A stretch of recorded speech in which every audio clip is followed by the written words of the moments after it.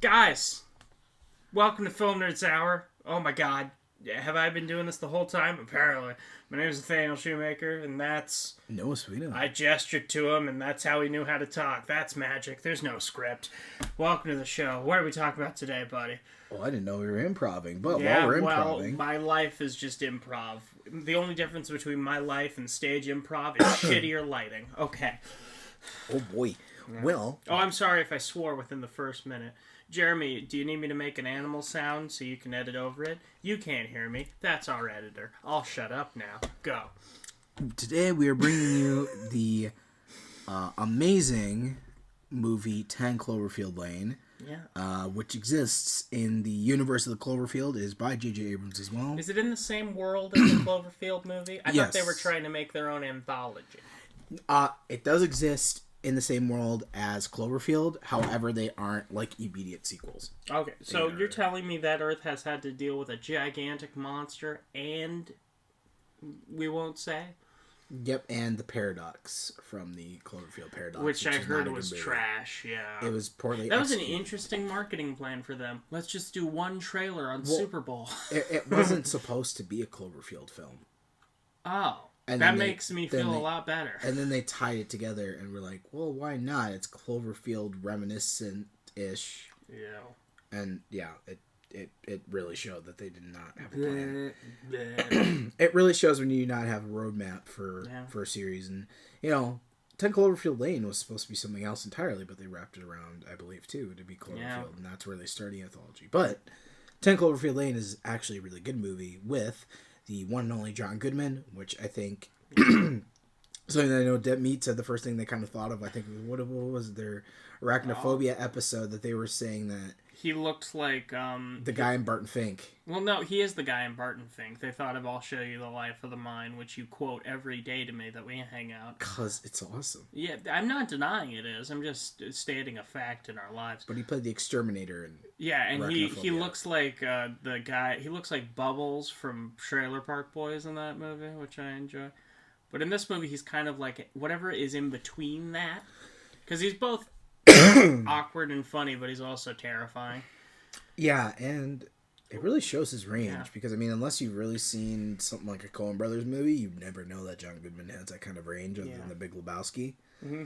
And it is also to be said, because I love the cast in this movie, which is not saying much because it's really only 3 people. It is only 3 people, actually. Because you get him, you get Mary Elizabeth Winstead as Michelle, and then the guy who plays Emmett, who I swear to God, he has like the biggest range I have seen as of late.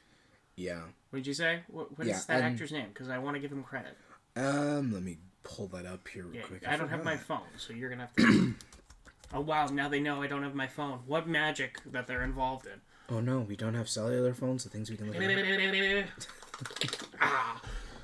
That would be John Gallagher Jr. Yes, John Gallagher Which he Jr. looks different. Because he kind of is stupid, or he at least seems like he might be slightly uneducated in this movie. But he's a genius and a romantic in the Belko Experiment. He's terrifying in Hush. Like, he can just do everything, pretty much. Did he play the killer in Hush? Mm-hmm. Same dude. Okay. Can you believe that? Because, and I forgot he was in the Belko Experiment. But did he play the main character in the Belko Experiment? He's the only guy who lived. Spoilers, but... Okay. Because I was just trying to remember. But, he was also in Underwater. Who did he play in Underwater? He was one of the tech guys, wasn't he? I think so. Yeah. That was also a pretty good movie. Peppermint. He was in there, he was too. a detective. Yeah, Peppermint was actually an underestimated movie, I think it. Yeah, it was female John Wick, but yeah. Well, so is Proud Mary, but Proud Mary did not have half as much action as it could have. Yeah. Apparently he's in that new movie, which I sent to our group chat for Come Play. That monster movie, which actually looks pretty decent. I don't think it's going to be the best, but I think it looks promising. Looks fine. It's PG-13, but it comes out October 30th, which also is the same day, I think, close to it. Spell comes out as well. Is it coming out on digital or theaters only? Do you know? I think it's both. Okay, they're starting to do hybrids. If I'm gonna see it, it's digital. Which, to be honest, we will definitely talk about in the film discussion because I don't think it's really worth it anymore to push films back or really release them anymore. Yeah, like there's a guy who he put it best because he's talking about like He's an economic professor, I'm pretty sure, but he's talking about how film studios pushing their releases back is going to make it worse. Well, yeah, you're destroying the movie theater industry, and then how are you going to release it if all the movie theaters are gone? Well, also, though, with the instilled panic as well, people are not going to go see those movies, and you're taking away the only option. But I don't think people also realize that once those movies are gone, they are gone. Exactly. Theaters will not come back. People like to say it, and a lot of people are saying, oh, yeah, well, I'd be okay with that. But I'm like, what about your kids? Exactly. Whenever you want to have a night out. I mean, like, you and me, we would never get to do those AMC marathons again. Which breaks my heart, because that's, like, something I look forward to every year. Those are something very fun. I've been doing it for years. And I don't think people really realize the severity of what happens when movie theaters are gone. Because they were already doing bad before COVID, and for everybody they weren't doing great, and now it's... Well, how this guy put it was that studios, and maybe you'll agree with this, I feel like you probably will, studios need to man the frick up, and if they take a hit, they take a hit. Yeah, they need to stop trying to compensate for everything and trying to appeal to, I'm sorry, we're going to do one little small movie politics thing, but they need to stop sucking up to SJWs. It does not help anything. You need to make a story to make a story, and if you take a hit... Well, I mean, this has to deal with more money of theater goers and lack thereof. Well, but yeah, I get what you're saying. No, if they take a hit with money, and a lot of the time it's because of the story. Otherwise, a lot of the time it is, but right now it's because of a pandemic. Oh, yeah, then they just need to take the hit and get over it because, especially when it comes to Disney, I'm sorry. Regardless of if they were going to take a hit either way, they definitely will now, but it's a thing of, like, they need to take that hit to keep these movie theaters alive. Like, that's the only thing. I'm sorry, but, I hate to go on a whim like this, but, Disney is one of them, too. I get it. But not every movie needs to go make $1 billion. No. Not every MCU movie needs to make $1 billion. And you don't also need to charge people $30 to rent a movie for 2 days. That is outrageous. Yeah. I mean, I understand, and also, no. I understand, but again, they're a multi-billion-dollar company. I'm sorry. You can take a little hit. You can take it, and it's not even taking a hit for them. Yeah, they paid like $74 billion to buy Fox. So. You're Disney. You'll recover. So... But we'll change the topic. But yeah, be safe if you're going to a movie theater. Yeah, which I did do. I went and saw Empire Strikes Back. How was your experience? It was great. People were quiet. People were minding. The only time that they socially distanced, wearing masks. Yeah, the chairs, everything was actually laid out. They all sanitize it. They show you. Each thing has a banner of which one has been sanitized. So if they've not gotten to them, they'll say, "Don't sit here. Yeah, we'll put this here." People all wore their masks and minded their own business. But even the kids were actually pretty respectful, which was surprising because they were little kids. Yeah. The little kids were actually quiet during The Empire Strikes Back. I think I heard one of them cry, but I think they dropped something, but they were pretty kind after that. Didn't last very long. Okay, but yeah. Because I understand kids don't really have control over, their kids. I understand it. Yeah, but it's a movie theater. And they were really respectful though. I was really happy. I had a pleasant experience. Something like with my dad being scared of COVID and being super paranoid. He went out. We had a good time. Yeah, some kids are good with that. Some kids know to be quiet during the movie theater. But I'm sorry to say this: if you want to do a date night and your kid isn't going to be quiet during the movies, get a babysitter. Yeah, it is something that you need or just don't go out. You need to be aware of because it's not so much about you, it's more about being courteous to those who are around you. And I know that's a difficult thing for some reason for people to do, is think of others before themselves, but especially nowadays, that's the first thought you need to have.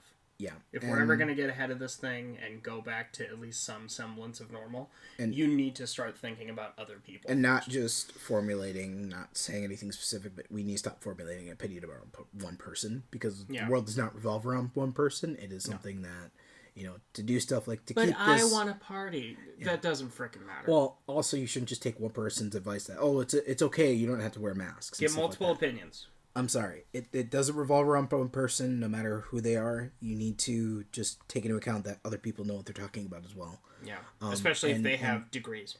And to bring this show to you, this show would not exist if we didn't start to go see movie theaters. If we were still quarantined, we would still just have one episode out. That would be it. And now, because people actually have been doing good, and we've been doing better, we're scheduled through to almost October of next year.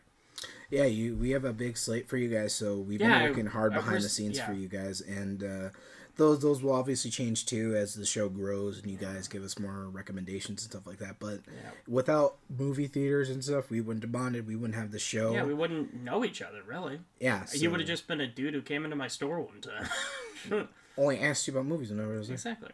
So. Yeah, we're sorry about getting political. I understand a lot of you probably come to this show to escape from that, but this is some stuff that needs to be said for 5 minutes or whatever. We really wanted to say, because, this show would not exist. It's something we both love. We both love movies, and, to kind of really write that off as something that, is not that big, I don't think, Patty Jenkins is right, though. If you guys want to explore that more, we'll probably do a film discussion about that in general, but just realize, too, that, movie theaters are a much bigger culture than anybody would realize, and losing that is a way to lose a lot of things. Yeah, I understand a lot of people are like, it's just a bigger screen. Movies will still come out. They'll just be on streaming services for this and this. It's meant to be on a big screen. It's more than that, yeah. It's meant to be on a big screen. It's meant to be... I won't speak for you, but I'll feel free to speak for myself. If I read an article tomorrow that movie theaters closed permanently, like all these companies just closed and went bankrupt, I don't think I'd leave my bed for the rest of the week. Because it's such a part of me. I'd be devastated because that's one of the things I look forward to. Exactly. That's something that I definitely look forward to each and every day. And, before COVID hit, I wanted to do Quiet Place. I wanted to go see Quiet Place, and that hit, and that really disappointed me. Quiet Place 2. Yeah, Part 2, which, that was something that I... Has that still not come out yet? Nope, they pushed it back because John Krasinski didn't want it. He wanted everybody to experience it, so... Yeah. I'm kind of pissed, but I understand where he's coming from because I do know that they made this movie with a lot of passion. I respect that. Yeah. But yeah, it's not he's not holding it out for more money. He's holding it out so more people see it in a way that's meant to be seen. And I can respect that. Yeah, and it is. The first one was meant. There's nothing more... that's a theater movie. 100%. And, first time I saw it, everybody was quiet. So, good. And 10 Cloverfield Lane, I was actually going to go see in the theater, but I never got to see it because it did come out in March around my birthday. Which I believe it came out, I want to say March... 23rd. 12? Before the 11th. March 8th, 2016. I would have been... Oh, wow. I'm way off. I think I would have been 15 during that time. 4 years ago? Yeah. Or wait, for me it would have been 5 because my birthday is in April. Yeah, wow. I was 18. I would have about to have... Or I would have already had my first surgery, probably going to have my second one soon. Yeah, that's right. Okay. Yeah, so I mean... Just trying to figure out where my life was 4 years ago. So simpler, wasn't it? Yeah. One thing I do want to recommend to watch back-to-back, which we will definitely do a review, which, that's something I want to talk to you about too sometime. Glad to know you're talking about me in front of everyone. Go ahead. Well, no. we could do it one time. But, one thing that I forgot to mention too that you guys should definitely watch, and then eventually one day we will do an episode about on it as well. Another great John Goodman movie that focuses on kind of the alien-esque-ness is Captive State. Is a very underrated movie. I forgot. That's another movie I forgot even existed until now, and I freaking love that movie. And I own it. It's a very underrated movie to a lot of people. A lot of people did not enjoy it. It's actually one of those movies that, not saying in a way that's bad, but it does require you to do actual little bit of thinking. Yeah. Which is not a bad thing. Yeah, which I'm surprised because... That's what I love about movies. You can either have a movie where you can turn your brain off, or you can have one that makes you question everything you've ever thought of. Yeah, and it's got Vera Farmiga in it. Yeah. Which, she's a great actor. It's got Ashton Sanders. It's got Machine Gun Kelly, too. Oh, yeah. I don't know. I mean, he seems like a nice enough guy. I think Machine Gun Kelly's Machine Gun Kelly. That's all I got to say. Yeah. Yeah, that's... You know what? That's fair. That's fair. That's all I really have to say. He seems cool, and, the characters he's in, they're usually, to the extent I've seen at least, they're kind of side characters, Yeah. He was a main character in The Dirt, but I haven't seen that yet. That's the Motley Crue biopic. Never seen it. Okay. He plays the drummer. I'll keep that in mind. Okay. But with that, let's get into Cloverfield Lane. Yeah, where can people watch it if you want to see 10 Cloverfield Lane at the time of recording this video? At the time that we were recording this, which is currently in October right now, you can find it for free on Prime Video. It's through IMDb TV, so watch ads with it, but it is free. Yeah, and then you can rent it on Vudu, YouTube, and Google Play Movies and TV for $2.99. Probably rent it on Prime too. iTunes, you can't even rent it. Looks like it's only for sale for $12.99. That's weird. Yeah. Oh well. But yeah, great movie. We I recommend. Which goes without saying, because if we don't recommend a movie, we don't usually talk about it on here. Yeah, or we'll just tell you it's one of those movies that popcorn movie. Open mind. That's another great phrase we use. I think any movies that we really... Turn your brain off. really don't think are that good a movie, we just say it's more about popcorn, give or take. Mm-hmm. But there are a couple of bad movies that I can think of off the top of my head that I'm not going to say. Yeah, because you don't want to... Yeah. No. One of them, I'll just say that I could tell that they did not put any work or effort into it whatsoever. You've talked about me with this movie before. I don't even need to know the title to know which one. Yeah, I was on a date at one point, and you were on a date at one point. Ugh, dare to dream, Casanova. God, wow. Look out, ladies. He dates. Sorry, go on. But my date was like, do you wanna take a look at Zombie Crack, because I was mentioning it to her. You said the name. That is true. She was saying you want to take a look at a movie. Yeah. Yeah. And there was a couple of other ones too. Yeah. But you looked at that one and you were like, no. No, it's something that I definitely take into consideration of what I don't want to do. Mm-hmm. As a creator? As a creator, and something that I want to do is not have constant changing accents and... Yeah, that's just sloppy. And also bad color grading. Ugh. Which makes it look like it is a 1930s film with all the grains and then a bunch of false coloring over it. And then a monster that doesn't even look like the actual animal, but more or less is just two big jaws that people put on their arms and clap together. Huh. It was a terrible thing, and I could not... I'm glad I only spent $1 on it. I think it was worth maybe a penny. I mean, the fact that they photoshopped a picture of their actor onto another Photoshop ID for a billboard, and then photoshopped it onto a billboard, and didn't even do it properly, and it wasn't even lined up. Yeah. The fact that they photoshopped bullet holes onto the video. Awesome. Stuff. It was so bad. And I think this was literally them trying. I'm sorry. From your professional standpoint.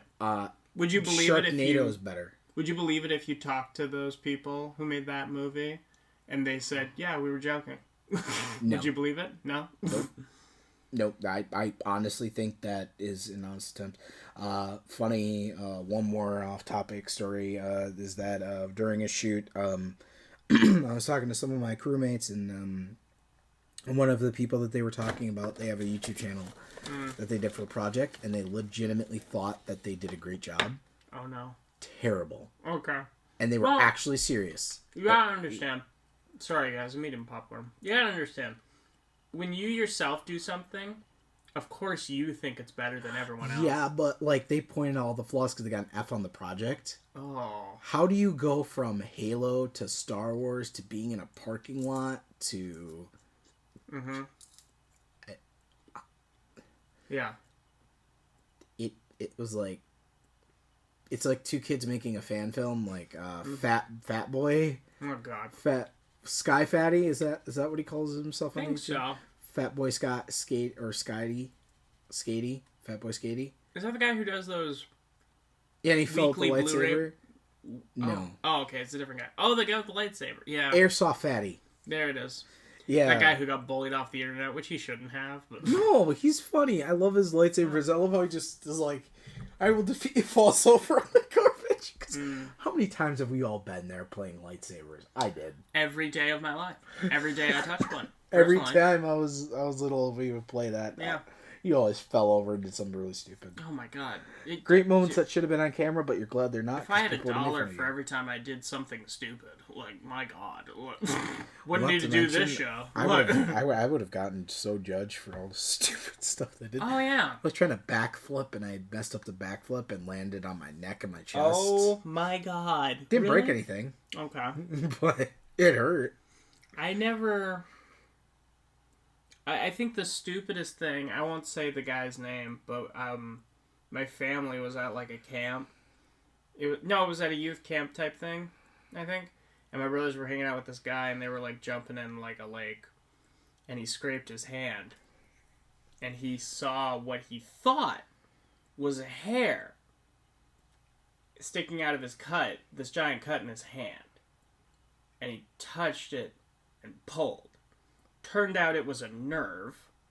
So the second he did that, and I'm not making this up because my brother is witness to this, he pissed himself, shit himself, vomited, and passed out all at the same time. And it's like, why would there have been a hair on your hand, on the palm of your hand? Why? And why would you want to pull it out? Yeah, which they say if you get in any sort of accident and it looks like something is poking out, to not don't touch it. Like, no matter how curious you are. Yeah, like, Yeah. Again, won't say the dude's name. Cool dude. Just, you did something stupid, and I'm never going to forget it, personally. Because how often can you say you knew a guy who shit himself, pissed himself, puked, and passed out at the same time? Simultaneously. All of it. Yeah, and that sounds terrible, because then you would have also... Went from a funny story to really tragic, huh? Yeah. Oh, that's what the nerves look like, too. Yeah, you can see how it looks like a hair, right? Yeah. Mm-hmm. Nerves are so sensitive that they have the ability to literally screw your world up. Nerves are more sensitive than, like, teenagers from this decade. I'm kidding. Actually, I'm sorry. That was a good joke, wasn't it? That was quite clever. Thank you. I've got to leave that in there because that... Yeah, we're leaving it in. Oh, yeah. I mean, of course we're leaving it in. I mean, if you're that sensitive, you know... Yeah. Okay. But 10 Cloverfield Lane. Yeah, which is... I just want to say, this is undoubtedly one of my favorite movies. It was one of those things that I really wanted to see because the trailer was so well edited. Mm-hmm. It really gave you the suspense. John Goodman didn't give anything away. No, it didn't give anything away. It was like Super 8, except, the only problem I have with the Super 8 teaser is that it really didn't show anything. Mm-hmm. But at the same time, it's like, as somebody who can only buy it on Blu-ray because I don't really like to rent my movies, I was like, I really want to buy this. I really want to get it. I really want to see this. Mm-hmm. You want to have it on the shelf and point to it, and then every now and then, and just be like, yeah. I like to finger through my movies and just pull up. You want to go for that sentence again? I figured you were going to do that, but then why'd you say it? I thought I could get away with this one time. Flip through my movies. See, I don't flip through them though. That's the problem. You finger through them. I mean, when I go like this and I run my finger across them, yeah. I like how we were just talking about how sensitive teenagers from this decade are, yet we're so immature, it's not even debatable. We're doing a show, and we have a comedic side, so... That's true. We're making content. Yeah, exactly, so we get to be. So anyway, you like to finger through your movies? Yeah, and I like to pull it off the shelf once in a while, and I swear to God, if you keep this up... No, I'm trying not to, but you're making it too easy. You pull it off the shelf. You take me out. You said it! You said it! And you embraced it. No, but I do like to watch it from time to time. Yeah. I got the Blu-ray copy of it, which is another great movie to watch. Another J.J. Abrams, but Steven Spielberg and J.J. Abrams collabed on that one, too. On what? Super 8.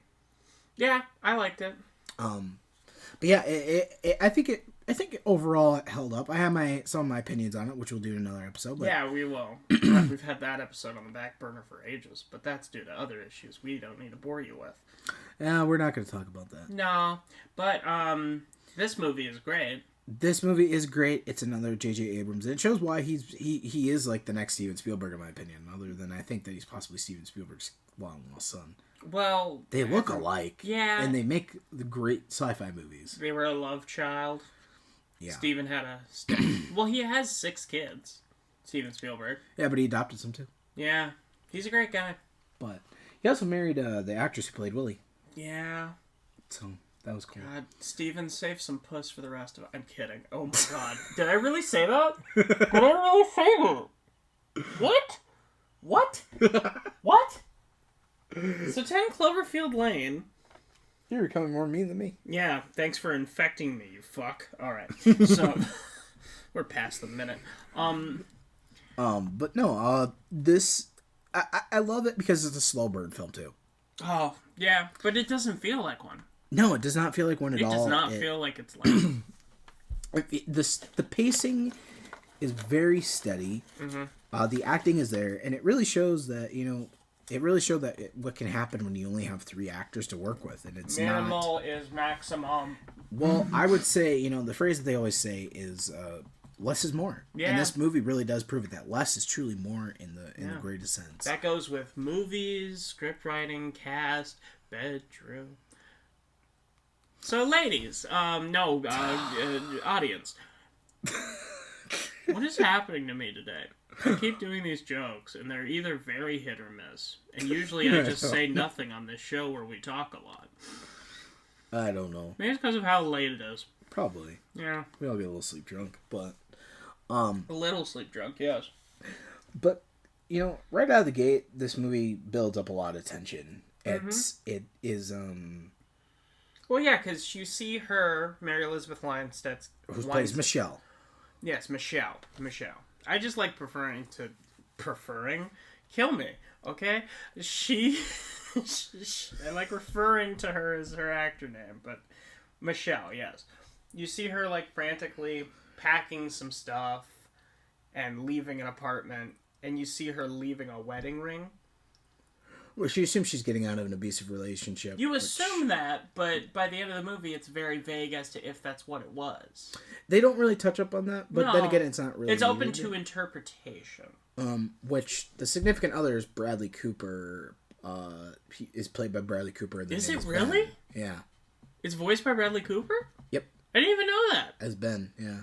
I didn't know that either until I looked it up. So. What, did he have 12 lines? He doesn't need this check. Yeah, I actually wouldn't be surprised if he just did... If he actually did it over the phone? Well, just for free. I wouldn't be surprised if he actually did what... if he pulled up Brad Pitt and Deadpool 2. Pitt, yeah. Because the only thing he asked was for a cup of coffee. Yeah.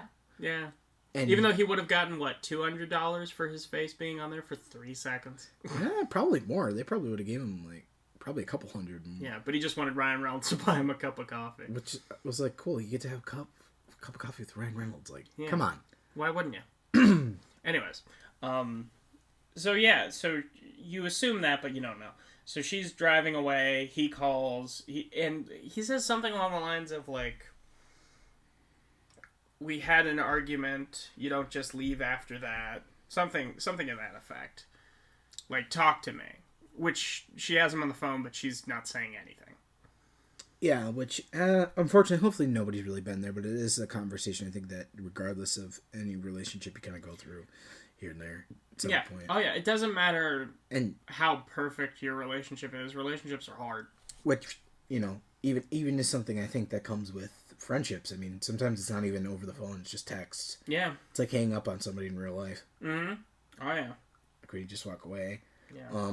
Which obviously she gets distracted, and you can tell that she's kind of thinking about, answering and what do I say in this situation? Yeah, but she gets in a car accident. Yeah, she gets hit by a car, which is a truck. Yeah, and you hear her you hear her screaming, and it's terrifying. Yeah. But then she wakes up in a bricked room that's pink, half pink, it was half painted. Yeah, very it was unnerving. In works. She's on a mattress on the floor, which is very crackhead decor. Well, because there's no sheets. It's really just a mattress and a blanket. Yeah, and a blanket and a pillow. Yeah. And then she's in a leg brace because she hurt her leg, and she's got it handcuffed to a pipe. Yeah, which is very shifty, because, I mean... And she's got an IV going to her. Yeah, which... I don't know about the rest of it. I don't want to think about having... It's one thing to be handcuffed in a room. I don't want people sticking needles when I have no idea where I am. I feel like with that it'd be fine, because, you know, you find out later it's for hydration. Yeah, but I wouldn't know what's in it. Yeah, because it's clear, so it's very ambiguous as to what is in the bag. It could be water, but you don't know. Somebody put some meds in it and it just settled. Well, water or saline solution. Yeah. Yeah. So, I mean, it could be anything. It could be bleach, honestly. Yeah. Unlikely. Clear bleach? Yeah. Well, I mean, it'd be a lot easier to bleach can look clear, depending on what brand you get. I mean, it'd be a lot easier to just kill somebody at that point, you know? Yeah, but... I mean, the thing that would tip me off the most is being handcuffed via my leg. I guess.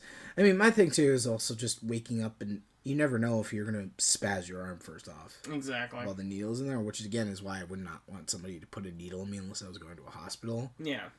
And they were restraining me. Because, I think it'd be different if you were handcuffed to your side, not up on a pipe. Yeah. Where your hands are out of reach. If you found out it was a person who was a medical professional.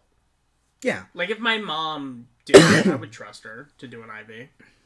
Oh, yeah. But you know that person, too. That is also.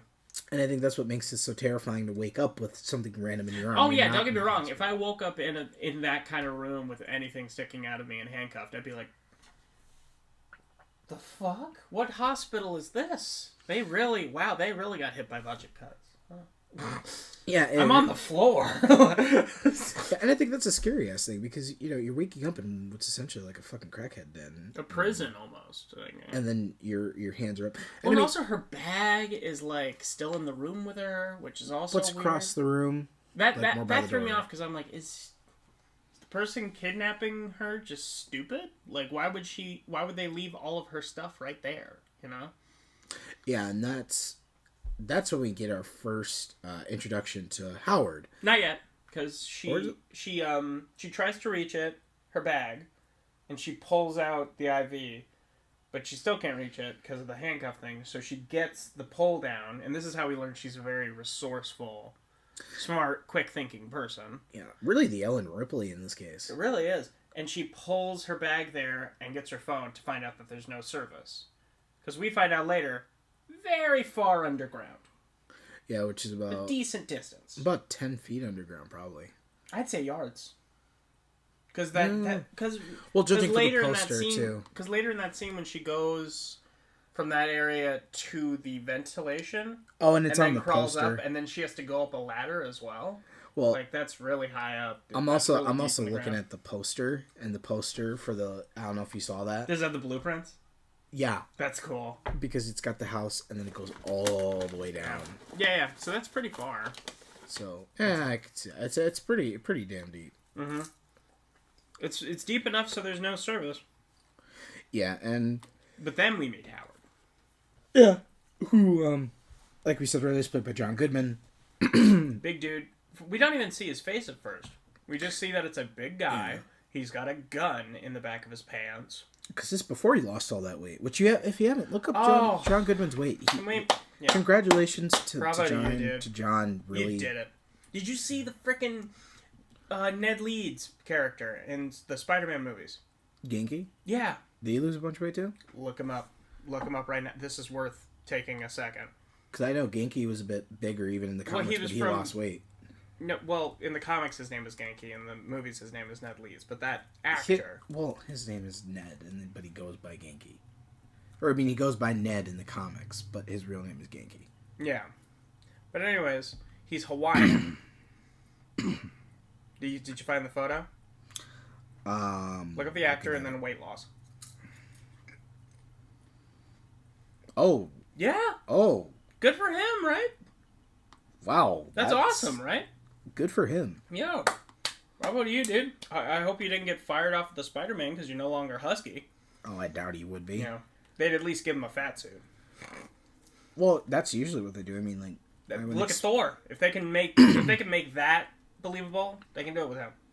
Well, I mean, I don't think they do it because it's probably hard to gain weight. I mean, look at Christian Bale. Mm-hmm. I can only imagine how hard that'd be. I think even for Joaquin Phoenix, that's pretty hard. He probably got permission. Like, he probably asked, "Can I get healthier?" And they're probably, yeah. I mean, you kind of really can't restrict your actors that way. Some. Yeah. If you're obligated by contract, but it's kind of hard. I mean, that's why they like. I mean, that's why Chris Pratt stayed in such good shape. Well, I know. Been playing Star-Lord. Miss Melissa McCarthy, when she decided she wanted to be healthier, they started dropping her. I was like, that's not right. Yeah, no, that is you don't not. need a stereotype cast of being like, you're the fat woman. Hugh Jackman. That's why he stopped playing Wolverine, because he physically couldn't anymore. Like, just stay that ripped all the time. He was like, I want to eat bread. Well, not to mention too, he had to dehydrate himself for certain things to really get into that, and he's like, that's not healthy. Well, doctors were telling him like, this You're could killing kill you if you keep doing this too much. Yeah.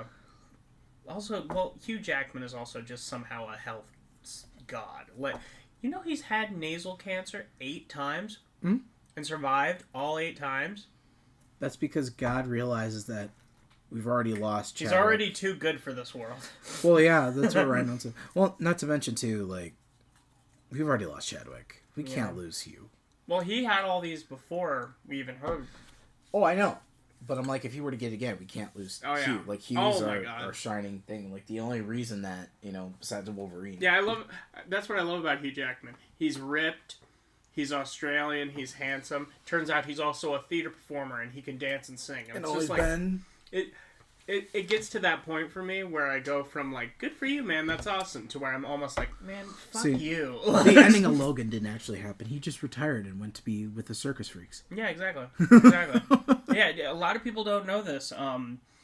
Post Logan, there's actually another X-Men movie. It's called The Greatest Showman. Yeah, and in which Logan finds his true passion after seeing his daughter, and he decides that after digging himself out of that grave. I wasn't gonna go that far. But... Well, it's been out for how many years? Yeah, but some people are still getting into it from the and MCU. That's their fault. People just showing their kids. That ain't their fault. I'm sorry. If you... No, it's too late now. If they have kids and they're listening to this, I'm very concerned for them. You need to move out of your parents' basement soon. Like... Don't say that. Some of our audience is older. I know. I'm joking. You guys know I love you. We wouldn't be doing this show without you guys. It's very true. We owe a lot of our credit to you. I'm sorry. I roast you on the show. Why can't I roast the people who potentially write our checks? Because... regardless of what they do, they're still our fans, and we gotta respect our fan base. I know. We can't do a certain YouTuber and do some questionable things. Write the name down on the pad of paper so I understand who you're talking about, boy. I'm sure this is great for the show to hear. For the fans. Do we have a name for our fans? Not yet. The Filmies? The Nerdies? The Houries? No. Where is your headspace right The now? Gremlins? No. Oh, yeah. Well, I fucking hate both of those people, so. Also, this a-hole. Especially that one. Oh, yeah. Can I throw another one here? But we need to respect our fans. But, going back to 10 Cloverfield, after you kind of meet Howard, it's correct. It's a give or take. Oh yeah. Yeah. Okay. It's a give or take, kind of how his demeanor. It's very frightening. It's the thing is, it's very muted. So it's very neutral. You don't. Yeah. It's very could go either way. Mm-hmm. He reminds me of like, because I was deemed via the state that I live in, different. Special, you know. Oh, that's what they always told me too. Yeah, and that reminds me of like the little program classrooms they would put us in. There were some kids who had that kind of tonal, just very neutral, no emotion, just saying what's being said with just a volume, you know. And that's what kind of reminds me of Howard. I'm like, is he? Because we do find out later he's not exactly all there. No, he's very introverted and yeah. Well, because he talks about being in the Navy, and I'm like, you definitely saw some shit. Yeah, I'm sure because there was probably a point where you were okay. There's probably a point where, got in and then they actually saw some real shit. Like, exactly. Half those people went to Vietnam. It was okay. Oh my God. Or World War II, and they would just be sitting there. Mm-hmm. That's what I love about the beginning of Overlord. People are just sitting there, they're having a good time. Next thing you know, fucking everybody is dead. There's bullets coming through the roof. Half the plane is gone.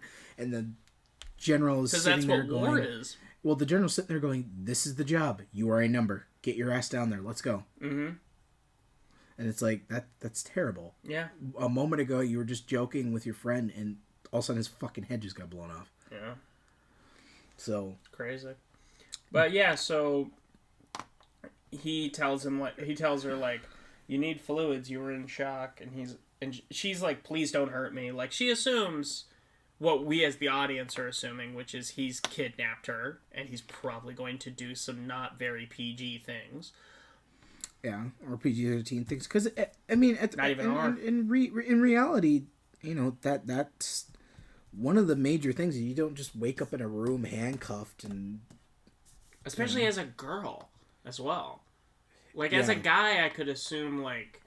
I could think maybe he's kidnapping me for, like, a ransom money, or he's gonna eat me. Like, I don't know. Maybe he's just weird, but, like... As a girl, like, the list of things just goes so much more horrible. Which is shameful. It really is. Like, ugh. It makes me want to vomit. But, alas, our worst fears are not realized. Yeah, alas, what do you mean? Thankfully. Oh, yeah, true. Alas means you were upset that they weren't. We're gonna edit. Oh, no, we ain't added that because my brain just had a little brain fart. Yeah. We're recording this. And now the fans that And now the fans that I was insulting like me more than you. No, I'm kidding. Okay.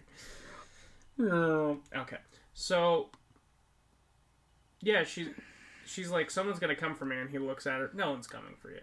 And then he leaves, and he hands her some crutches after he hands her also the key to uncuff her handcuffs. And he's like, you should learn to get handy with those. And then he leaves. And so then she uncuffs herself, takes the bottom off of one of the crutches, and, like, files it down to a point. So it's almost like she's holding, like, a spear. Yeah. Which, yeah, she's smart. And then she's just kind of sitting by the door. But then she realizes, fuck, I don't know when he's going to come back. I could be sitting here for hours, just waiting. So she puts, like, some sheets in the vent and starts a fire. So he runs back.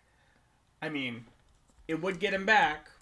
And also, you'd be in a building that you don't know how to get out of that's on fire. So, maybe not everything's thought out as well as you think it should. But, still.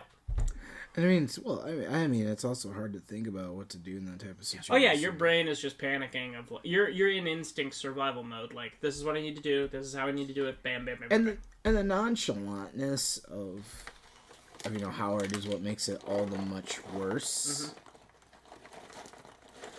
Mm-hmm. Because you're sitting there, you're just kind of sitting there questioning, why are you acting like everything is so normal? Mm-hmm. Yeah. Well, and also, we find out, like, circumstances. Regardless of situation, don't just ambiguously say no one's looking for you. Because that could mean anything. Yeah. And I mean, it's like, how long have I been down there? Exactly. Because you don't know. I mean, that's the thing, too, that I think... Because if he has the means to keep her hydrated, possibly more than 3 days, for sure. Yeah, and I mean, the other thing, too, that I think really, really plays on that is the fact that, the second part that I think really kind of makes it that much more, what's the word, unsettling, is that, when you get in a car accident, you never know if you've been in a coma or not. Yeah, that's true. Which is usually why... Like, what if somebody told you it's been 10 years? Yeah, which is usually why they put the IV in the first place. Mm-hmm. Depending on, the severity, obviously. I mean, if you're bleeding out or you intense bleeding, they'll put it in there. But a lot of the time, too, it's like, if you've been out, you know. I would be worried if I woke up and I had a feeding tube in my mouth. Because that's definite long term. Oh, yeah. Like, you've been out for a while. Yeah. And, I mean, from there, Walter comes back in eventually. Right? Walter? Howard. Or Howard. I keep wanting to Walter? call him Walter. I keep wanting to call him Walter from The Big Lebowski because I associate the two. It's the same actor.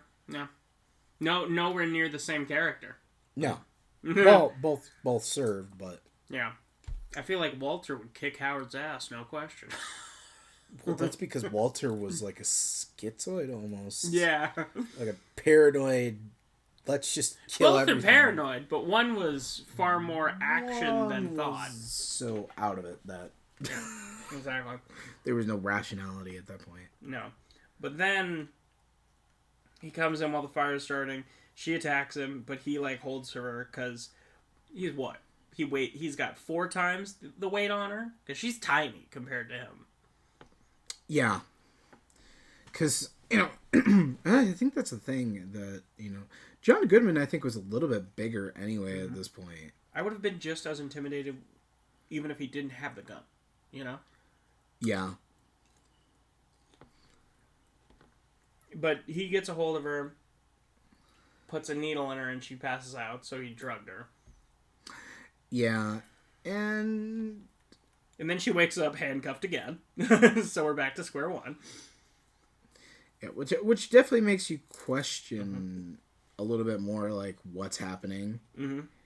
Because, you know, it's kind of like, okay, you know, you're supposedly kind of, like, not wanting me to worry. Exactly. And then you handcuff me again, and, you know, that doesn't seem to roll over well. No. But then he, like, he says to her, like, you've got fight, I can respect that. But then he, like, sets a chair up next to her because he's now going to explain everything, which it's like, hey, maybe the first time you know she's conscious, explain, you know? Yeah. And, like, maybe, like, because I know if I was in his situation but I had positive intentions, I'd be like, hey, hope you're okay. Sorry about the precautions. I don't know you, but here's what happened. But he tells her there's been some kind of attack.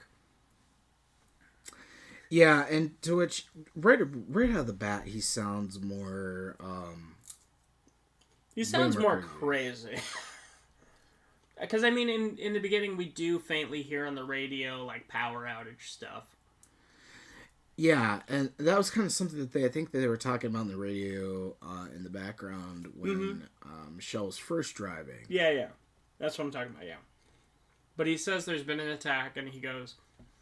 I think the line he says is, don't know if it's could be the Russians, but if the Martians found out a way to get here, they've got stuff that could probably make the Ruskies look like they have toys. To which you're like, oh, you're crazy. Yeah. If the Martians found out a way to get here, what are you talking about? Yeah, definitely. That's when I would be soiling myself. Because it's like, oh, you're overpowering me and you're nuts. Perfect. Yeah, I mean... And my leg's broken. I mean, I think the biggest part, too, is, like... being in just, like, that state and, like, having everything and then being handcuffed. It's like, well, if you weren't going to do anything to me, what exactly is your plan if you're that insane thinking that the Martians got to you? Yeah, exactly. Well, I'm like... It's a situation where it's like, if what he's saying is true, big if, but if, that means no one's coming for me, and wherever I am, I'm trapped here. Yeah. But then, like... Oh, go ahead. Go on. No, go on. But then you hear something fall, and he leaves, and you hear him yell, what did you do? Yeah, and to which... She goes back to sleep, I think. Does she go out? Well, she's still handcuffed. Oh, yeah, so she's... He re-handcuffed her. Yeah, and she's... She wakes up, and then she starts... Oh, no, he comes to she's get her. She's suspicious, yeah, which she's now even more on edge, like, kind of like, what? Well, she who says, are you talking to? She says, like, I'm missing, and my boyfriend will come find me. And he's like, he's probably dead. Like, he says something akin to, everyone you know is probably dead. Like, which you know, again... But now... Not the best things to do when you've chained somebody up. Yeah, you don't want to... You want to maybe start with, I'm sorry to tell you this. You know, like... Or I hate to be the bearer of bad news or something. But now knowing that the voice of her boyfriend was Bradley Cooper, he's probably alive.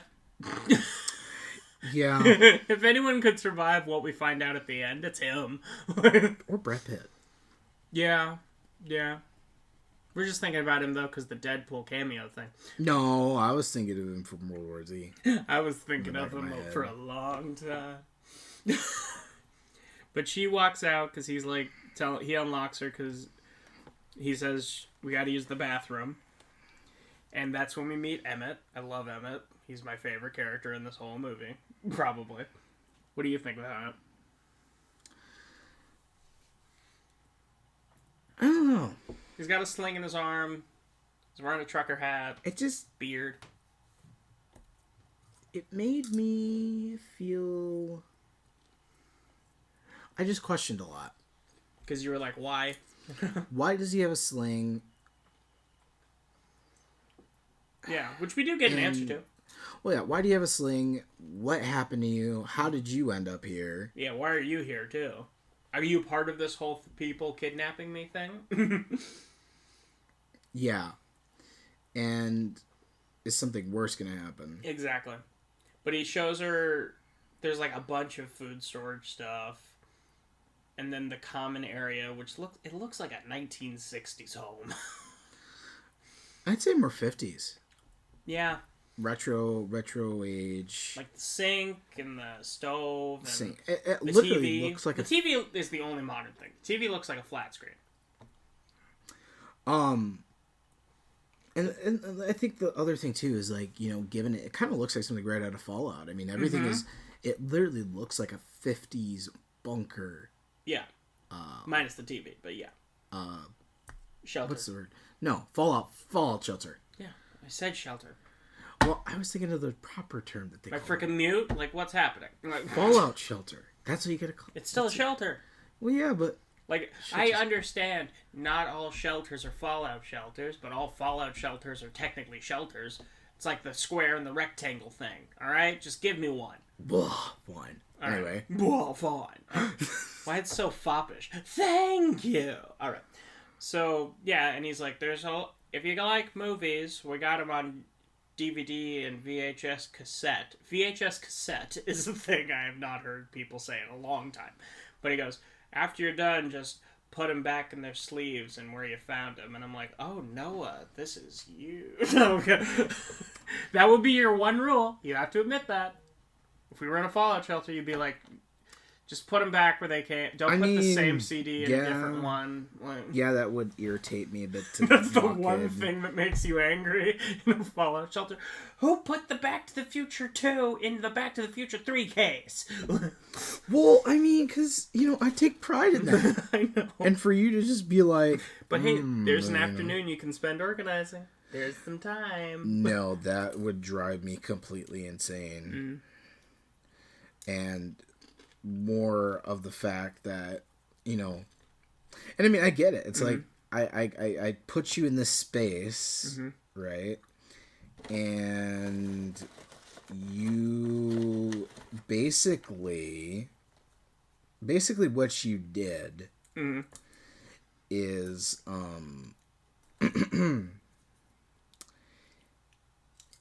you basically took in all these people, and gave them a home, gave them food, or whatever you want to say. Yeah. So I mean, the thing you could at least do is maybe not treat mess my movies nice. Yeah, and maybe more or less not piss off the person who may or may not have kidnapped you, because. But VHS cassette. What are you gonna do when you can't watch the movie anymore? You know what I mean? Because like DVDs, pass the time by looking at them. I don't know. Dissect them, put them back together. Maybe if I hold the VHS film toward the light and move it really fast. Do you know how many people probably tried to? I know. People are dumb. No, I feel like Howard would probably be the one to try that, though. Of all the people in this movie, just be like, maybe this is how I can watch. If I can just try to get a little bit more. But then he lets her go to the bathroom, and he's like, if you need privacy, close the curtain. Because he's just standing... Because the bathroom's in his room. Right. And he's like, if you need privacy, close the curtain. And she's like, I can't go with you standing there. And he goes, well, I can't trust you to not start a fire. Which is reasonable, I'd say. Reasonable, but, like, I'd also question the fact that, you know, like, if I didn't wake up handcuffed... Right. I mean, I get it. You don't want somebody, like, psychopathically running out of a room, grabbing the first thing in sight, and then smacking you over the head with it. Yeah, because they're not in their right mind. They don't know. But, at the same time, I'd probably be the person to say, well, you know, I did just handcuff this person, which, you know, maybe not been the best. I don't think I would have handcuffed someone in the first place, because there goes the trust right out the window. Well, yeah, and it's another thing, too, when you just walk in, and you're very nonchalant, like, you know, oh, it's totally normal to have somebody handcuffed in my room, you know, and then to hear somebody, like, stumble, and then you just start yelling at them, like, that would make me, like, you're fucking nuts. You find out when you meet Emmett that the reason he yelled is because he knocked over a week's worth of food, which I'd be pissed. That's a week. 7 days. 3 meals a day. That's a lot. Like... I mean, but again, did it all bust open, or was he just pissed that it fell over too? Yeah, that's true. If it's still okay, just like, I don't know. But then he says, I think it's time you met, what are the characters? It's like Daryl and Myrtle, like something like that. Yeah. Because he brings her up through these stairs where there's some, 3 locks on the door, and she's like memorizing it. Because she's obviously keeps figuring out how she's going to escape. And through a window, she sees 2 pigs, which look like they've been burned and ripped apart. Or like dried. Yeah. And he's telling her, like, the air is toxic. We probably won't be able to leave for a year or 2. This is your home now. Or else that will happen. Again, would still be like, no. Yeah. I think I'll take my chances outside. Yeah, I don't know. I mean, I feel like if they were the right...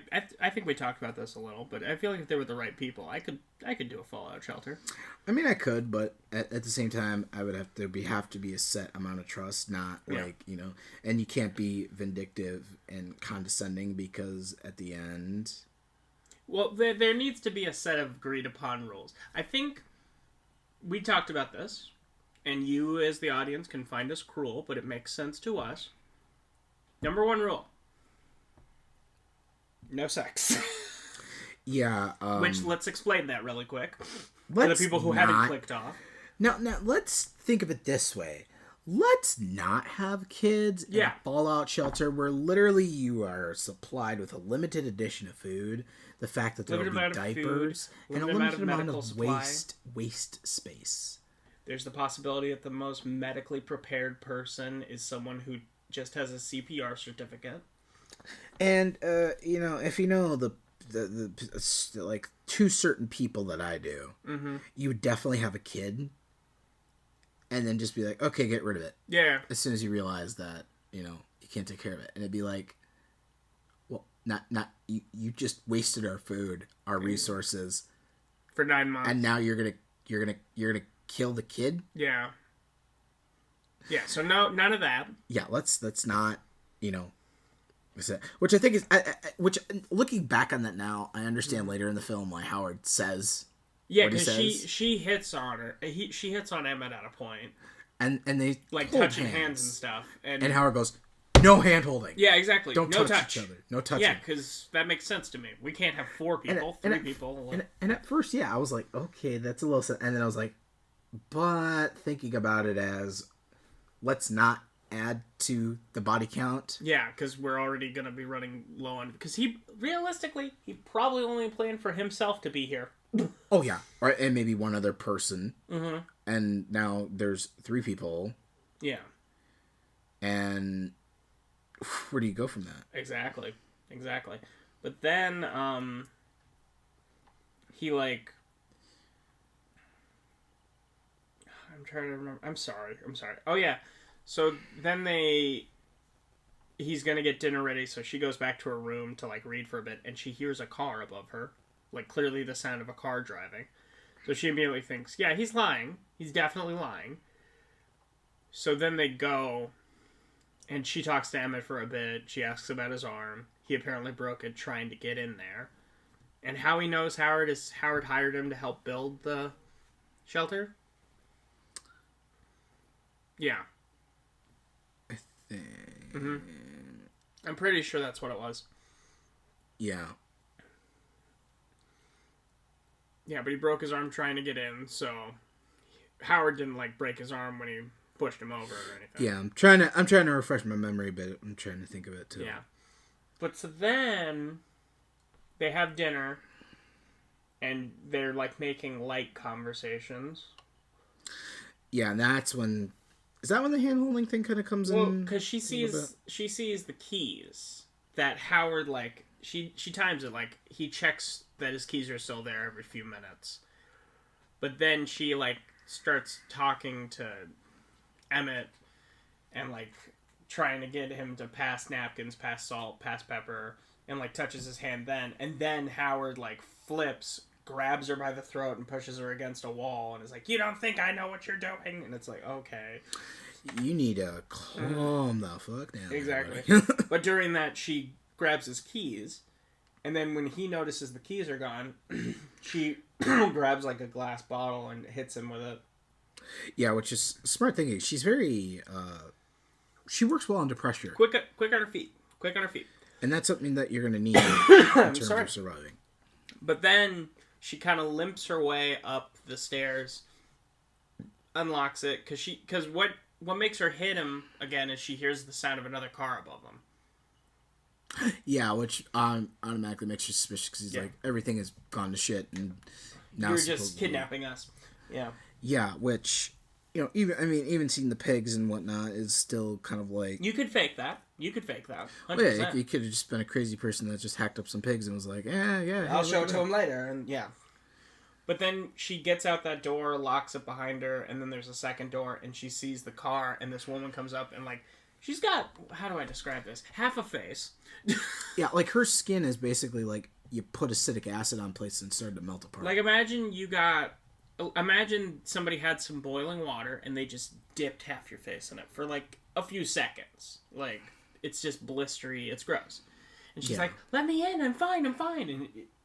And Howard's like, do not let her in. Like, it reminded me, like, of the very angel devil in the shoulder argument thing. He's like, because we don't know what she's exposed to, all this. And she freaks out. I think what's the phrase she uses? Let me in, you bitch. Like, oh, okay. Yeah, and she ends up falling. And dying. Well, she ended up... She ended up going really nuts at the end. And it was kind of she was hitting her head against the window. Yeah, and it was like... Okay, well... Alright, yeah. World screwed. Any chance of me wanting to let you in just went out the door. Mm-hmm. That popcorn did not suit me well. Yeah, I can tell. It's in my throat. But then, she comes back down, gets a shower, changes. He has her put stitches in her head. Put stitches in his head because she caused it. So yeah, which is something that's kind of admirable because you would expect somebody after hitting a bottle on your head to go completely nutso, considering the fact that he also pinned her up against the wall. He even says to her, "I understand." Like, he seems very sympathetic, like, of why she wants to escape because she doesn't believe him. Has no idea, and to just kind of be like, mm-hmm.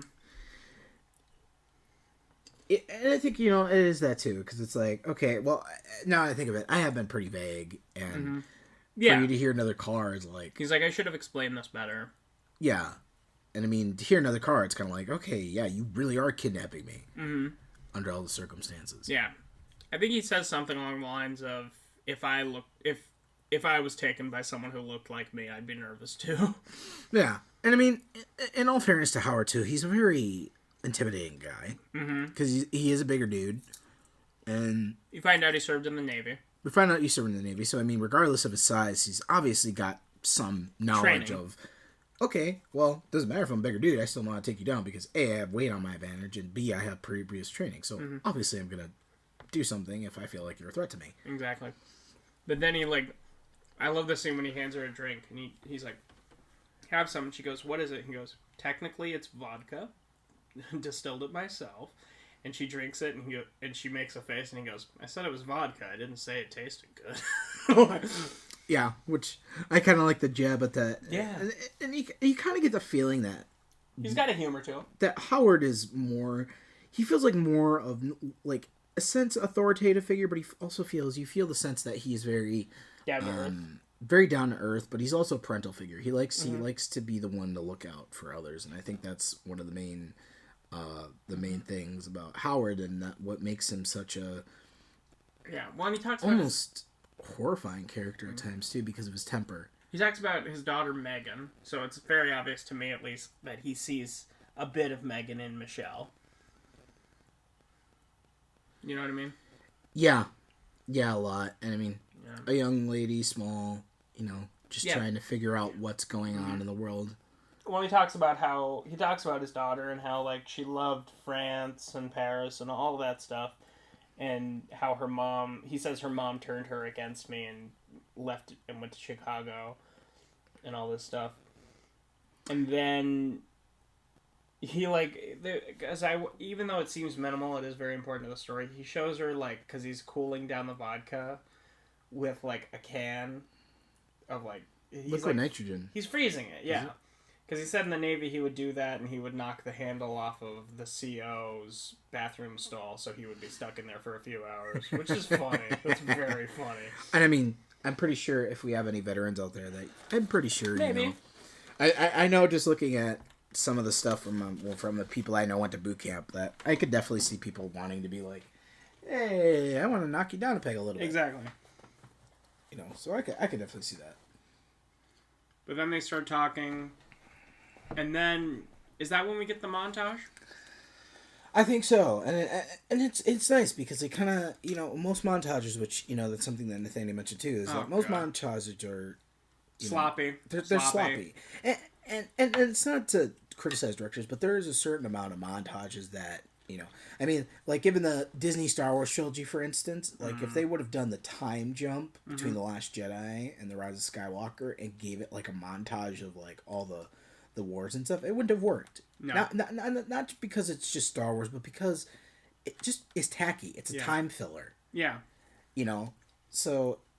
It doesn't seem like there was a lot of work done into it. Yeah. And I mean, the only way I think montages really work is one example is like the MCU. You really get a montage of everything of the superheroes by each movie. Well, and you get one that really works in this. Yeah, and it really shows the progressive nature of how they're all becoming closer. And I think that's what made this montage work the best. They're watching movies together. They're working on a puzzle. They're playing games. Yeah, all of that's working. And cleaning up the shelter. Making sandwiches together. Making things, further use. Making things better. Mm-hmm. And then they're, like, sitting there, and they hear it almost sounds like an earthquake. And they're like, Howard, what's happening? And he goes, well, I'm assuming we're in phase 2, because phase 1, you hit key population points and knock out as many people as possible. And then phase 2, you send ground people in to take out whoever's left. And he keeps talking more about aliens. So it's like, okay, you're still not sane, but okay. But it knocks out the air filtration system, which, for any who don't know, that's how they get air to breathe. Yeah.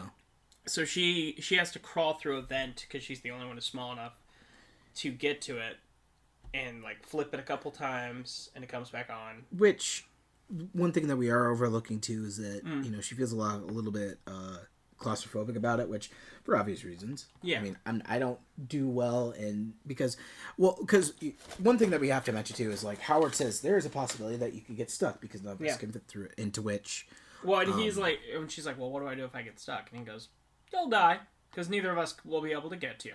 Yeah. Into which he's very matter of fact about it. You'll die. Which, you know, I both like, but I both hate, but I like at the same time because he's being honest. I mean, I don't think it's really time to bullshit and be like, well, it might be okay. Well, no, we will either die of suffocation or we can at least give you some food if you got stuck up in the vents and try to do something. This is our one shot. But, you know, either way, we're going to die if we don't do it. And I mean, I think eventually... Yeah, he says, you'll die, then we'll die.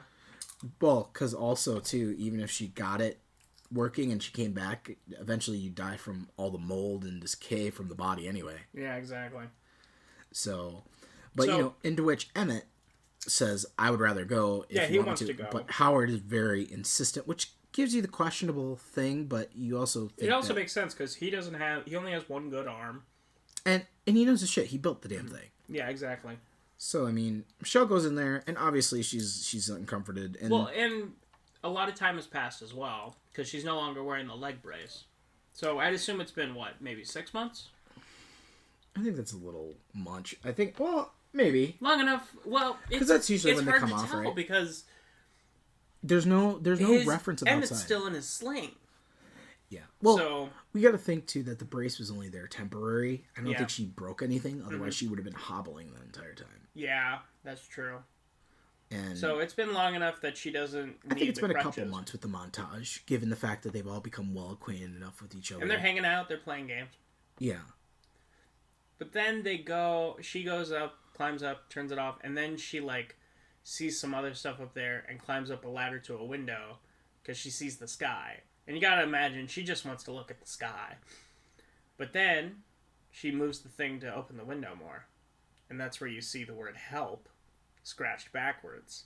The reason it was scratched backwards is because it was scratched from the inside of the window. Which... And there's blood. Is horrifying because that's when... Because that means, oh no, I was right from the beginning. He's crazy. Yeah, which, you know... I mean, granted, a number of things could have happened, but it really does point to that. Because it becomes a matter of who was in here and why. And she finds an earring. Which becomes very reminiscent of somebody very specific that you are about to learn about, too. So, into which Michelle gets back through the ducts, gets everything reset. Yep. And then she talks to Emmett about it. Which, you know, all while trying to really keep her composure. Which, something I have to really give credit to Michelle is she really was not a damsel in distress. No. I cannot imagine being in such a situation and being enclosed. She also doesn't feel like a Mary Sue. No, she's not. She's a very well-earned character. This is a perfect definition. If you want a strong female character movie, this is the perfect definition of a strong female character movie. There's no Mary Sue. There's no fabrication. She's not good at everything and gets everything exactly perfect. Yeah, but she also is a fighter. Yeah, there's a very big sense of, I think, there's a very big sense of natural progression and natural... We believe it. Skill building, yeah. You obviously believe that she has some of these skills into which she's acquired outside of her time, but she's not like, oh my god, I know how to do this right away. I know how to do this right away. Yeah. I can do that. Like, you know, and I mean, you know, and I feel like if they would have done that, she would have already just been like, oh yeah, you know, Howard's bad. Everything became like a challenge. You had to learn and come to the conclusion again. But so he tells Emmett about it, and then he shows the picture of Megan. And Emmett's like, he told you that was Megan? No, her name is Bethany. He's like, what? And he's like, yeah, she went missing like a few years ago. It was all over the news. And then he shows the earring, and then they find another picture of Howard with his arm around, who is apparently Bethany now, and she's wearing the same clothes that Michelle was later given. And it's like, oh, you're wearing the clothes of a dead girl. Yeah, which... You know, what really puts that into questionable, too, is the fact that she went missing before this ever happened. Yeah, years ago. So it's like, how long has he been making use of that little shelter. You know? Yeah. And what did he do before? Which is something that you don't think of when you're watching the movie. I mean, a lot of the stuff I'm also kind of putting together while I'm thinking of it, because we're obviously doing the podcast episode for it. But a lot of the stuff you kind of don't really think in a sense about until you actually sit down and really think piece by piece how this works. And the question is too, how long was she in there? Exactly. And what exactly did happen? And how did nobody else... And not knowing is more terrifying than knowing. Well, yeah. The uncertainty of, like, what did happen? We don't know. We'll never know. And I mean, I think even knowing would still be just as terrifying in a sense. Well, because it's like, that's only one way. If people couldn't find her here, and these two people are randomly in this bunker together, and it's not very clear with the whole Emmett thing. Did he ever say how long he's been there? Because a few days when he first met her. Okay, that's right. Because, you know, that was the kind of other thing too, is that I'm surprised he didn't say more. And maybe that was for his own good. Because, you know, when he says that she went missing a few years ago, I'm surprised that didn't really click with Emmett. Yeah. Because that was something that, you know... Well, he didn't get shown the photo. Howard never showed him the photo. He just told him about Megan. That's the first time he ever saw the photo. Ah, okay. There so then it starts clear. I keep forgetting that part. Yep. So very important. But now you got two paranoid people who are just like, what the hell is going on here? But then they devise a plan because they want to get the gun away from him. And they want to tie him to a chair. And he's like, we should tie him to a chair and get him to confess. And they're like... And turn it into who? The authorities? The world is dead. Like, and not to mention, it's like, how do you plan on doing that? Exactly. I mean, like, he's huge. He's trained. He's a big dude. He's trained. And the fact is that if he disposed of one person, what makes you think that he doesn't have a fallout plan? Exactly. Because we've already seen that Howard, is already more than capable of taking care of himself. Exactly.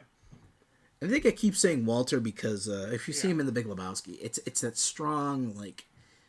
Uses a gun a lot. Well, that's the thing about John Goodman. He's got the range, so when you see him as Howard and you see him as Walter, you still get that vibe of, I'm not taking shit from nobody. Yeah, and then you watch him as Dan and Roseanne. And... it's like, especially when he's lost all that weight, and you're like, oh, now I see him like as my grandpa. Yeah, exactly. Where it's like, you know... Which I gotta say, out of the context too, look up the clip from Barton Fink. I'll show you the life of the mind. Every time I see this man, he talks about him. You can roll your eyes all you want. That was clever. I'm rolling my eyes. I'm shaking my head. I'm making a motion with my hands. You know, I'm sorry. That was great to see. I'm not saying it's not a guy like. Not just a guy, like a big dude running at you with running full speed, not like hobbling, like full speed with a shotgun with a fire behind him, following him as he runs. If that doesn't make you want to piss or shit yourself, I don't know what will, because that would be terrifying. Tax season makes me piss myself. Anyway. Are you sure it's not the IRS coming here, though? Don't say their name. They're listening through that mic. The Joker. I may be crazy enough to take on the Batman, but the IRS, no, I love that bit. It's like... So good. If Joker's scared of the IRS, maybe kids should be scared of the IRS, exactly. Oh, yeah. Yeah, if you're a kid listening to this, right now, IRS is just 3 letters, but you will know and fear them. It'll be 3 letters of terror. Yeah, exactly.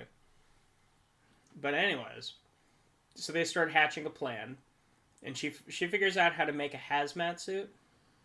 Because Emmett says, like, you should probably, if she showered after she fixed the filter, who knows what she got exposed to, so it's probably all over the curtain. So he throws out the curtain, but then they pull it out, and she starts cutting it up so she can make it into a suit. And she makes, like, a little breathing mask out of, like, a soda bottle. Like a huge 2-liter soda bottle. Yeah, which, you know... Very resourceful. Very resourceful, but every time I think of a bottle... You think of this now?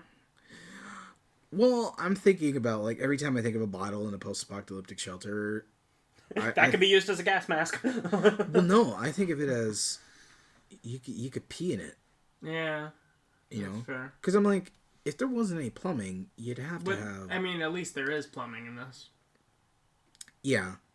Somehow. I don't even know how. So anyway, if they start cutting it up and she starts making the thing, they start planning. And then it cuts to them all playing charades. Yeah. And Howard reads his card and goes, I see you all the time. And they're like, are you God? And he goes, no, I know what you're doing. And the music starts rising, so you're like, oh no. Oh, he's aware. He knows what's happening, and he's choosing to tell them at charades, which is weirder. Yeah, like it's like a... Now, and to which Emmett is like... He's like, I don't know what you're getting at, dude. I don't know what you're talking about. But I know... Well, he starts as he keeps going. He's like... yelling it more. Yeah, he's like, I see you Howard, all the time. I'm understand. always watching. Yeah. He goes, I don't know what you're getting at. And then, like, before the timer goes off, Michelle goes, you're Santa Claus. And he goes, yeah, but it was his turn to guess, not yours. And to which he says it in a very... He's like, well, I'm still taking the point. Why did you say it like that? Because, it's not like it was his turn. It's like but it was his turn. Yeah, exactly. And before that, you get a funny thing with Emmett trying to do charades, too. Because he's like, 2 words.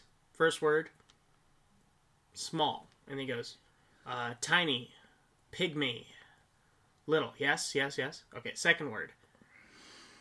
Michelle is a girl. No. Child. No, older. And little princess. And then it times out and he goes, it was Little Women. And he's like, well, that wasn't, you were horrible. And it's like, no, you're an idiot. Yeah, and it kind of makes you... Yeah, wonder more about him as well. Because I don't feel like he would ever see her as an adult woman. Even though she clearly is. Yeah. And it kind of makes you uncomforting because it kind of gives you the idea that Walter is not just stupid. He's kind of got the mind of a child. He's really You call him Walter one more time.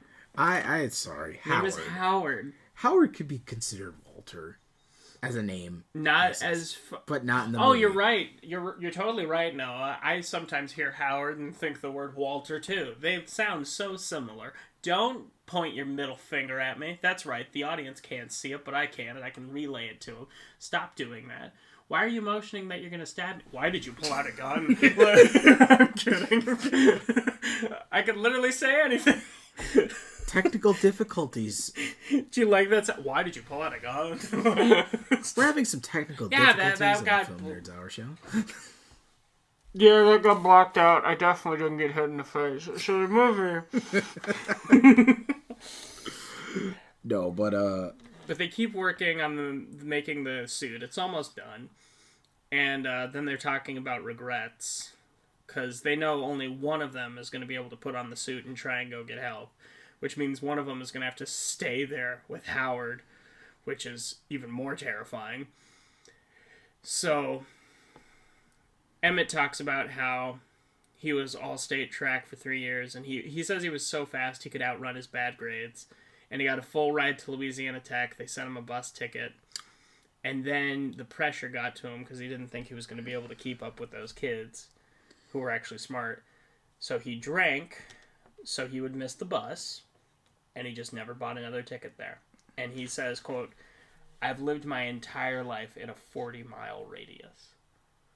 Which really hits because I know people who have just spent their entire lives in like a small little sliver. And it's not fun. It's not good. You gotta experience things. You gotta do other stuff. You gotta see other places. Because that's the thing as people. We need to explore. Yeah, which is something that, not dissing small towns, but it's definitely one of those things where it's really hard to live in a small town because you want to do something outside. Especially when you're young. Yeah. And I mean, it's very restrictive. I mean, like, that's one of the things out of Adam Caesar's novel, which you should definitely get, hint, hint, called Clown in a Cornfield. But that's one of the things, too, that, one of the main characters, as they move to the country and there's nothing but cornfields. But that's one of the things they hate because they feel so enclosed in that town, and given the circumstances why they're moving. But exactly. But then you find out Michelle's regret is the fact that she saw a little girl getting yanked by a dad because she couldn't keep up with him. And then you have to watch it because it's this is a thing where like, this is an actor putting everything into like this monologue. But he saw the little girl get hit by the dad, and she goes, I should have said something because I know what that thing is like. I know what that's like. So you get the hint that she's probably been abused for sure. Yeah. But she's like, but I did what I always did. I ran away. And I feel like, that's what kind of indicates, like, the beginning of the movie. Yeah, because she says, whenever things get hard, I run away. Which maybe makes me think, because at first I thought maybe her fiance was rude, or it was a manipulative relationship, but honestly, it might have just been that they had one argument, and she just was done. She didn't want to get through it. And, like, he might have actually been telling the truth over the phone. Yeah. I mean... And there are some people who just can't handle that. Confrontation is not an easy thing to do. You right there? Yeah, I'm just trying to think. It kind of reminded me, though, when she was running.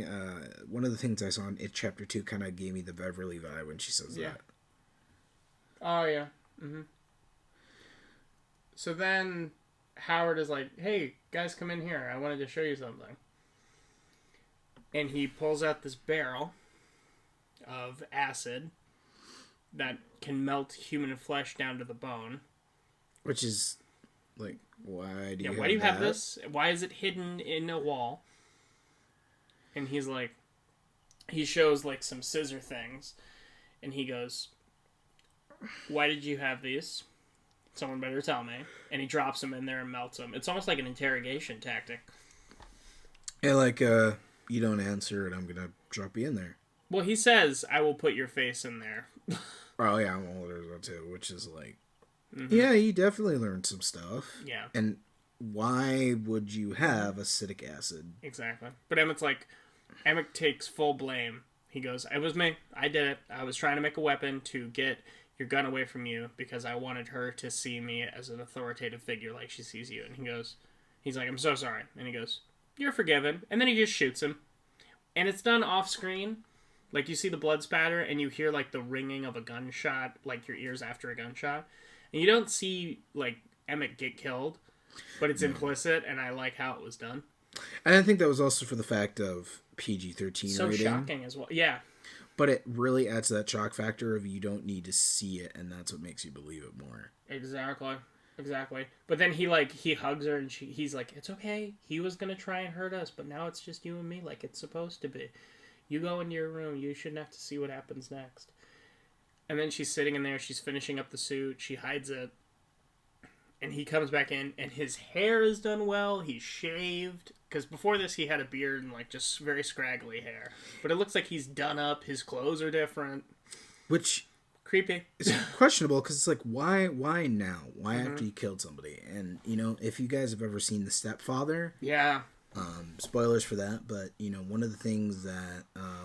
whatever the guy's real name is...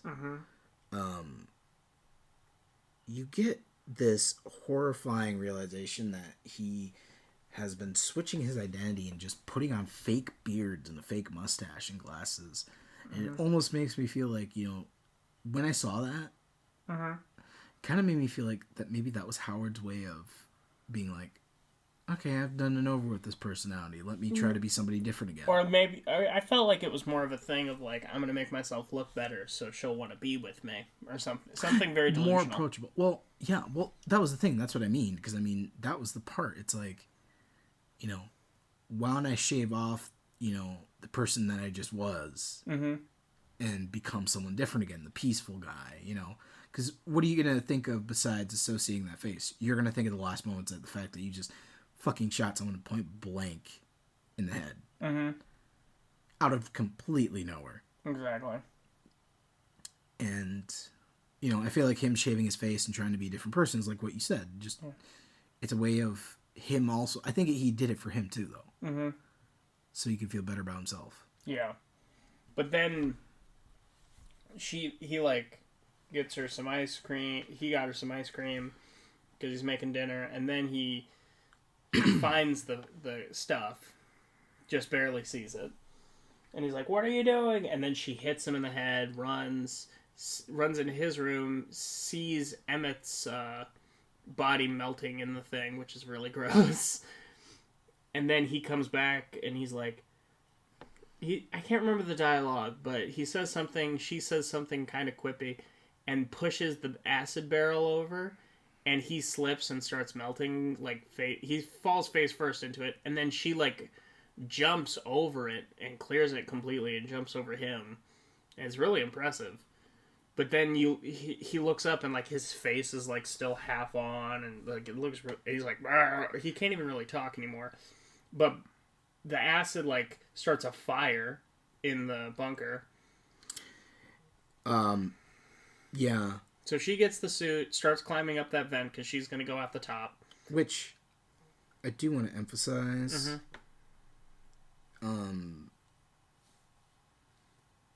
That I love that scene. It's beautifully done. It's great. The fact that he sits there and he's like, you know, when he first, the first part where he's like, "You're gonna walk out on," or no, he comes in and he's like, he asks Michelle, "Why is this loose?" Oh yeah, with the vent, because she hid the mask there. Yeah, and it's a very tension filled of, like, he almost touches the mask. And then he looks and he sees part of the suit hanging under the mattress. And he's like, "Get up, move the mattress, get up." Well, yeah, it's so scary because he goes from. Oh, thank God he was so close. Oh no, he found it. Well, it's also the fact that he's like, he goes and he's like, how does he go? He goes, "Get up." And she's like, "What?" And then he just comes over, grabs her by the hair, and he just goes, "Get up now!" And then throws her off the mattress, into which then he has the realization as she's leaving that he's like, "Oh shit, it was her all along." Exactly, not Emmett. Not Emmett. Well, yeah. Or that they were in cahoots together. Mm-hmm. And then the best part is that he kind of appears. Somehow he got out of that room and found another way to get in front of her, and he's like, you know, that was like the best scene for me. Is like he's like, it feels like a very like a married couple have just gone completely insane when he says it, because he's like, "You're gonna walk out on me? Yeah. After everything I've done for you, this is how you repay me." And that's when she kicks the acid over. And she says, "No, this is." And yeah, which is the best part. Yeah. Because you see the acid slowly burning everything, and that's when it lights on fire. Yeah, but then she crawls out, and she's crawling through the vents, and he's like stabbing a knife through it. Well, no, first, sorry, I just love this scene a lot. Yeah, go ahead. Go ahead. But that's when she, after she gets the suit and everything, we see Howard come back. Yeah, like the food hallway, but half of his face. I said that already. Oh, did you? Yeah, you were zoning out. Did you not hear me? His face is half on. He's talking like, yeah, I was already said. Oh no, sorry. I was just visualizing the scene again in my head because it's one of my favorite movie scenes ever. Yeah, because it was so great. It was so tension filled. But yeah, continue. She's going through the vents and he starts stabbing a knife through, which it's a doubly thing because like if he hits her and kills her, but also if he punctures that suit. Yeah, she's really screwed. Yeah. But then, like, he keeps stabbing, she crawls, and she freezes the lock, which is a trick he taught her, so it's kind of a self-fulfilling prophecy weird thing, you know? Yeah. And she breaks it, and she gets out, wearing the mask and everything.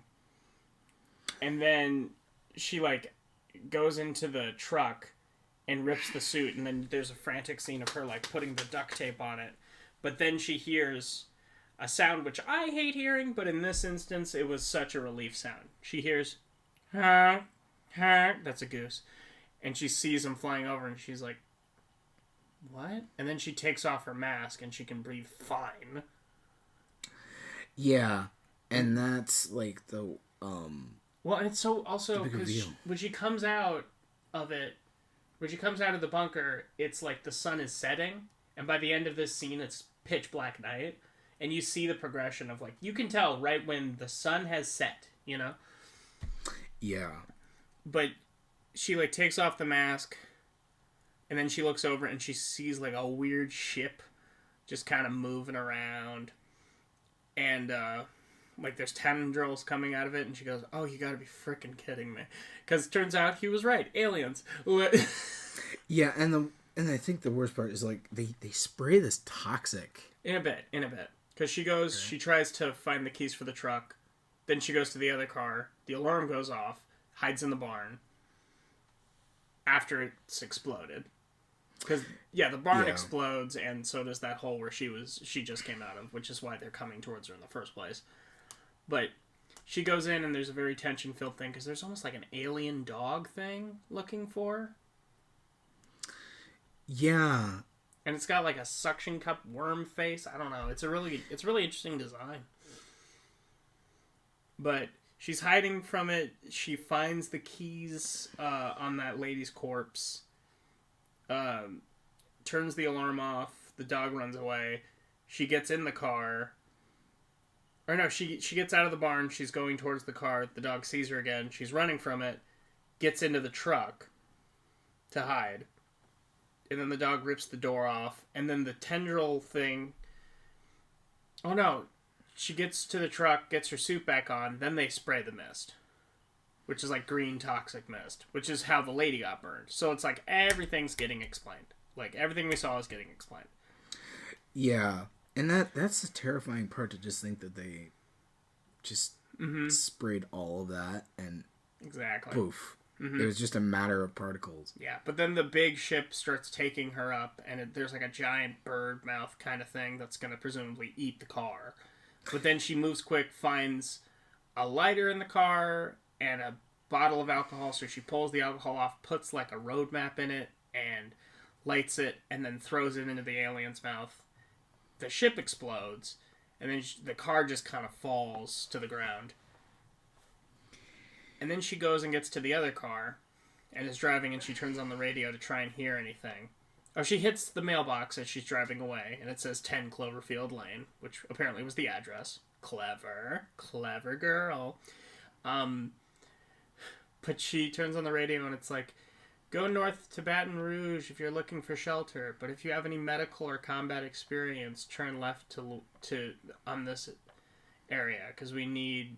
help if you can help. And this is like a thing, like her whole character has been, she runs away like at the first sign, even though she knows she can do something. So she's just sitting there at the stop looking at both the directions, and straight is shelter, left is she's going to be fighting aliens, which is a very daunting decision to make after going through the experience she just went through. Because no one would blame her for just wanting to not be left alone until this is all over. You know? No one would blame her. If it would be over. Exactly. But she knows she can help, so she, like, drives straight, makes a hard left, drives that way, movie ends. And yeah, I mean, it's a masterful film. It's really great. I really enjoyed it. Again, minimal cast is awesome. Ugh. So good. I don't even know what more to say, because we've said it is one of your... Is it one of your favorite movies, would you say? I really like it. Yeah. I mean, the first time I saw that... It doesn't feel like an hour and 45 minutes. Oh, it does not. And it is one of those few movies that you see a trailer for, and you are very... engaged. Yeah, but... It holds up. But also, it should be said, if you haven't seen the trailer for this movie... Don't look up the trailer. Just watch the movie. Wouldn't you say? Yeah, or if you're on the teeter-tottering end of it, maybe. Yeah. Definitely watch it. But if you made it this far... you already know what happens, so just go ahead and watch it. Yeah, or if, you listen to the first part of it just to get a little taste of it, and then skip to the end to be like, hey, But alas, if spoilers don't bother you and you want to experience it for yourself... Yeah. Again... Wait a little bit till it's out of your mind. Then, put it on your watch list. You alright? Yeah, I'm just thinking of what more to say. I mean... It's great. It's great. And it's John Goodman. I mean, I don't know how to describe how good this movie is and how much respect I have for it and how well it was done and how well it was paced. Yeah. It is the prime time. Another movie that Nathaniel had me watch, I just want to put out there too, is 30 Days a Night. That is a perfect horror movie that's perfectly paced. You're welcome. I had always had it on my list, but I was keeping it on the back burner. Yeah. And I mean, this is coming out December, but we'll probably review 30 Days a Night next December or something, because yes. winter-themed movies. Yeah. But yeah, that's pretty much it. It's a great movie. If you haven't seen it, watch it. And if you have seen it, cool. Yeah. And I mean, if you want another movie that's kind of like, reminiscent of Aliens, and has John Goodman. If you want a movie that's somehow a cross between Aliens, Misery, and political Big Lebowski. Political spectrum. Yeah. Watch